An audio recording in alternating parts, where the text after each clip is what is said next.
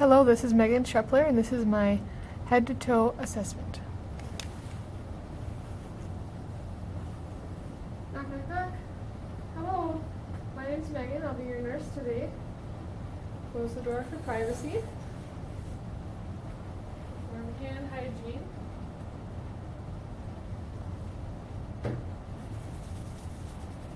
Alright, have your name and date of birth, please. Okay. Do you have any allergies? And check the allergy band. Raise the bed to my height. Okay. And take a look into here. Today we're just going to be doing a head-to-toe assessment, just so we have a good baseline for the rest of your stay here at the hospital. I'm also going to get your vital signs here, okay? Here's the O2 saturation. Take the temperature. Okay. Temperature looks good. At 98.6. O2 sats at 98%. I'll take your blood pressure here.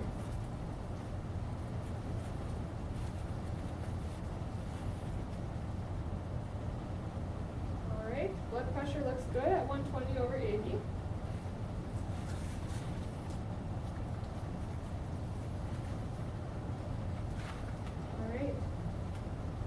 Now count her pulse here, radial pulse. While I'm doing that, I will get her respirations as well. Alright, pulse is normal at 68, and your respirations are at 16. So all your vitals are looking good. Alright, I'm just going to ask you a few questions now. Are you in any pain? Where is that pain located at? Can you describe that pain on a scale of 0 to 10? A 2? Okay. Can you describe that pain? Is it burning, aching, stabbing? Burning? Okay. Is there anything good for you, this pain at this time? Alright, I'll get you an ice pack after the assessment, okay? Alright. I'm just going to ask you some questions here. Do you know where you're at today? At Sanford? Okay. Do you know why you're here? Oh, you fell out of the tree? Okay. Do you know what time it is? Yep, Thursday, and it's in the morning. Alright, and they said that they're oriented to times 4 to person and place and time and situation, because they demonstrated that they knew their name and date of birth at the beginning of the assessment. Alright. I'm going to start with your assessment here. I'll check the back of the head, behind the ears, the face, and the nares, noting for any skin abnormalities. Have you puff out your cheeks for me? Alright, facial symmetry is good. We move on down to your chest here. Looking at the skin for any abnormalities, rash and lesions. None are noted. I want to take a quick listen to your heart here. Listen to the apical for a full minute. The minute has passed. Apical, the rate and the rhythm are regular. And they're at 68, just like the radial was in the beginning of the assessment. Alright, let me take a listen to your lungs. I would do it in the S pattern in all 7 points, including the last lobe on the right side. Alright, lungs sound clear, free from crackles and wheezes. Are you ever short of breath at rest or at exertion? Okay, good. Have you ever used an incentive spirometer before? No? Okay. Well, basically how it works is your doctor has a certain rate set that he'd like you to achieve about 10 times every hour. And what you do is expel all the air out of your lungs, and then breathe in through this mouthpiece, and try to breathe in as far as you can so you can reach that goal, okay? I'll have the patient demonstrate for me. Alright, good job.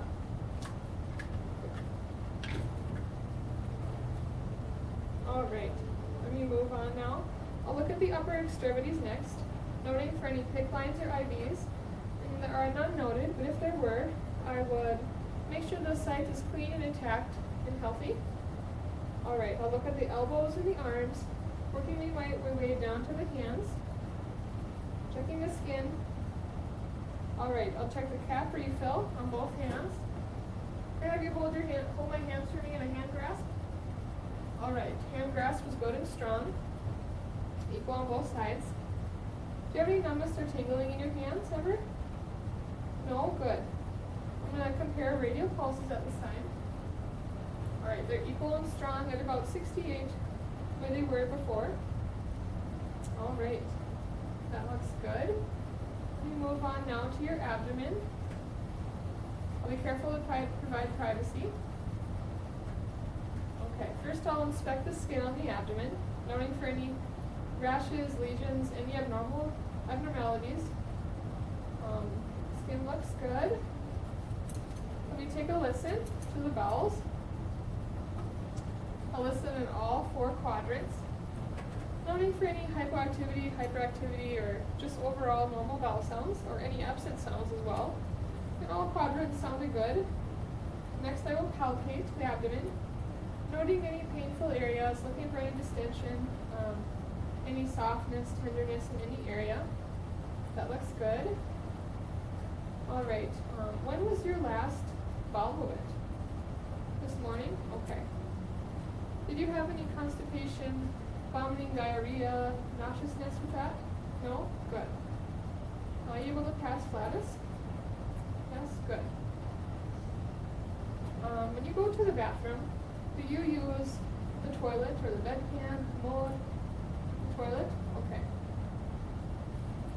Are you continent of bowel movements? Yes? Good. When was your last void? This morning? Okay. Did you have any frequency, burning, pain, sensations with that? No? Okay. Are you continent of urine? Good. Your patient is continent. And when you use I notice you don't have any Foley's or any ostomies or anything like that. When you void as well as BM, do you use the toilet then for both? Yes? Okay. And you don't use any incontinence products at all? No? Okay, good. All right, so I'll move on. I'm going to uncover your urinary area now. Take a look at that. Notice to make sure it's clean, dry, and intact. No redness or issues around that area. Looks good. Let me move on now to your lower extremities. Noticing on the skin for any edema on both legs. No edema noted. Looking at the skin for temperature, color, integrity, and moisture. Good integrity. Skin is moist, not too dry. All right, that looks good. Now move on down to the feet.